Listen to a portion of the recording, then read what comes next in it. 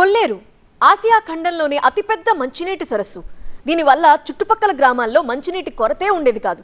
అరుదైన జాతి పక్షులకు ఇది స్వర్గధామం. పక్షులే కాదు, ఎన్నో రకాల ప్రత్యేకతలు కొల్లేరుకుండేవి. ఇప్పుడు ఆ పరిస్థితి లేదు. కాలం గడుస్తున్న కొద్దీ మార్పులు చోటు చేసుకున్నాయి. దీంతో టూరిజం కూడా పడిపోయింది. అందాల కొల్లేరు ఇప్పుడు కళావిహీనమైంది. దీనికి కారణాలేంటి? పరిష్కారాలేమున్నాయి?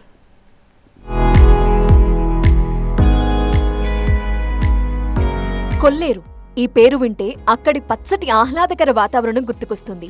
సరస్సుని ఆనుకుని ఉండే లంక గ్రామాలు, విదేశీ పక్షుల కిలకిలా రావాలు, పర్యాటకుల సందడి, అనేక రకాల మత్స్య సంపద పుష్కలంగా నీటితో నిండి ఉండేది. ఇదంతా గతం. ఇప్పుడు పరిస్థితులు భిన్నంగా తయారయ్యాయి. ఒకప్పుడు ఏపీ టూరిజంలో కొల్లేరుకి ప్రత్యేక స్థానం ఉండేది. ఏపీని సందర్శించడానికి వచ్చేవారు కొల్లేరును కూడా చూద్దామనుకునేవారు. ఇప్పుడు కొల్లేరు కొంప కొల్లేరైంది. కనీసం పశువులకి తాగటానికి కూడా కొల్లేరులో మంచినీరు లేకుండా పోయింది. పర్యాటకుల తాకిడితో సందడిగా ఉండే ఆ ప్రాంతమంతా కళావిహీనంగా మారిపోయింది. ప్రస్తుత కొల్లేరు పరిస్థితికి అనేక కారణాలున్నాయి. అయితే సమస్యలు ఎన్ని ఉన్నా ప్రభుత్వాలు చొరవ తీసుకుని కొల్లేరుకు పూర్వ వైభవం తేవాలంటున్నారు పర్యాటకులు.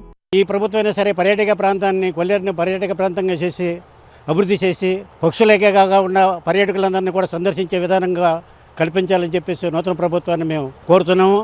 కైకలూరు మండలం ఆటపాకు వద్ద కొల్లేరులో ప్రత్యేకంగా 286 ఎకరాల్లో విదేశీ పక్షుల వలస కేంద్రాన్ని ఏర్పాటు చేశారు. ఈ కేంద్రానికి సుమారు 186 రకాల జాతులకు చెందిన పక్షులు విడిదికి వస్తాయి. మార్చి నుండి అక్టోబర్ వరకు పక్షుల వలసలు కొనసాగుతాయి. 90 రకాల విదేశీ జాతి పక్షులు సంతానోత్పత్తి అనంతరం తమ పిల్లలతో విదేశాలకు వెళ్లిపోతూ ఉంటాయి. ఈ పక్షుల అందాలు తిలకించేందుకు దేశ విదేశీ పర్యాటకులు సైతం వచ్చిపోతూ ఉంటారు. ప్రస్తుతం వలస కేంద్రంలో అరడుగు కూడా నీళ్లు లేకపోవడంతో పక్షులు లేకుండా పోయాయి. గత ప్రభుత్వం వైఎస్ రాజశేఖర రెడ్డి గారు ఉన్నప్పుడు ఇది పక్షుల కేంద్రం కింద తీర్చిదిద్దడం జరిగింది. అప్పుడు ఎలాగే ఉందో ఇప్పుడు కూడా అలాగే ఉంది తప్పించి దీనికి ఏ విధమైన మెరుగులు పెట్టట్లేదు. ఇదే కనుక ఈ పర్యాటక కేంద్రం కనుక అభివృద్ధి చేయడం జరిగితే విదేశస్తులు ఇక్కడికి వచ్చి పూర్తిగా ఆస్వాదించడం జరుగుతుంది. దీనివల్ల ఇక్కడ ఉన్నటువంటి యువతకు ఉపాధి దొరకడమే కాకుండా పర్యాటక కేంద్రం ఎప్పుడైతే అభివృద్ధి చెందిందో పలు రంగాల్లో విశేష కృషి చేయడం జరగడానికి అవకాశం ఉంది. కనుక ప్రతి ఏడాది పుష్కలంగా ఇందులో నీళ్లు ఉండేటట్టుగా ఆ పక్షులకు కావాల్సినటువంటి ఆహారమైనటువంటి చేపల్ని విరివిగా దీంట్లో వదిలి వారికి పూర్తిగా ఆహారం దొరికే విధంగా చేయాలని ఫారెస్ట్ డిపార్ట్మెంట్ వాళ్ళని మనం చెప్తాం జరుగుతుంది. కానీ వారు పెడచేని పెడతం జరుగుతుంది. సాధారణంగా కొల్లేరుకు 40 టీఎంసీల వరకు నీటి నిల్వ చేసే సామర్థ్యం ఉంది. కానీ కొల్లేరులో యథేచ్ఛగా ఆక్రమణలు జరిగి భూభాగం మొత్తం కుంచుకుపోయింది. ప్రస్తుతం 8 టీఎంసీల నీటి నిల్వ సామర్థ్యం కూడా లేదు. గతంలో కొల్లేరుకు వచ్చిన వరదల కారణంగా 20 అడుగుల పైకి నీరొచ్చింది. ఆ నీరు ఉప్పుటేరు ద్వారా సముద్రంలోకి వెళ్లిపోయింది. రెగ్యులేటర్లు నిర్మించి నీటిని నిల్వ ఉంచే విధంగా చేస్తామని గత ప్రభుత్వాలు ఎన్నో హామీలిచ్చినా ఇప్పటి వరకు నెరవేరలేదు. స్థానికులు మాత్రం రెగ్యులేటర్లు కట్టాలని డిమాండ్ చేస్తున్నారు. రెగ్యులేటర్ నిర్మాణం చేసి లోగడ కూడా చాలా ప్రభుత్వాలు రెగ్యులేటర్ నిర్మాణం చేస్తాము.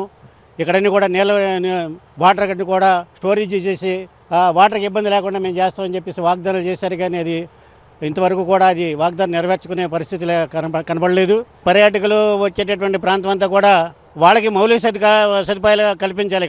ఇక్కడ చిన్న చిన్న హోటల్స్ కానీ, రెస్టారెంట్లు కానీ, కూర్చునేటటువంటి బల్లలు కానీ, పార్కులు, ఏది ఉద్యానవనం లాంటివి కూడా ఇక్కడ మౌలిక సదుపాయాలు కల్పించాలి. ఎందుకంటే చూసేవాళ్ళకి ఆహ్లాదకరంగా ఉండాలి.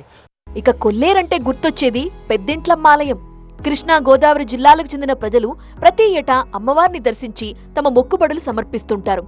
ప్రస్తుతం ఆలయంలో అభివృద్ధి లేక సమస్యలు తిష్టవేశాయి.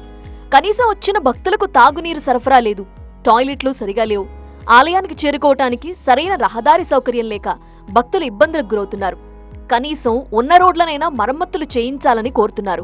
మొక్కులు చెల్లించుకుంటాకి వస్తూ ఉంటామండి తరచుగా. ఇక్కడ బాగా నమ్మకమైన గుడి అని మేము నమ్ముతూ ఉంటాము. ఇక్కడ కాకపోతే ఇక్కడ సౌకర్యాలని మంచిగా లేవండి. వాటర్ ఫెసిలిటీస్ అని, ఇక్కడ నీట్నెస్ అని కొంచెం మాకు ఇబ్బందిగా అనిపించింది.